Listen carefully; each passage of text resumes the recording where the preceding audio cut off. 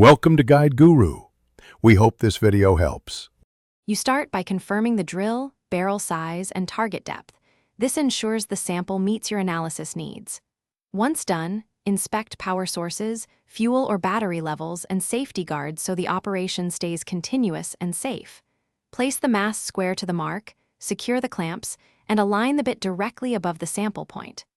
Apply slight downforce while engaging the motor. This prevents wandering and begins steady penetration into the formation.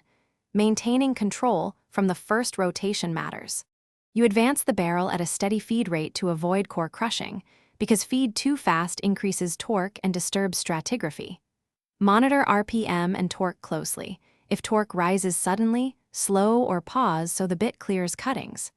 Circulate fluid or compressed air to lift debris and cool the face. This keeps the core intact. Once you reach an interval, stop, reverse the barrel slowly, and extract the core with the extraction tool. Handle the sample gently to preserve structure and orientation. You finish by measuring and logging depth, orientation, and visible lithology. Then seal and label each core segment so samples remain traceable. Once done, clean the barrel and inspect bit teeth and seals. Replace worn parts to avoid repeat damage. Make sure to store cores horizontally and protected from sunlight or vibration. If you encounter fragmented core, reduce the feed rate, increase flushing circulation, and consider switching to a different bit design. This troubleshooting step often restores core quality quickly. Thanks for watching. Consider subscribing if we helped you today.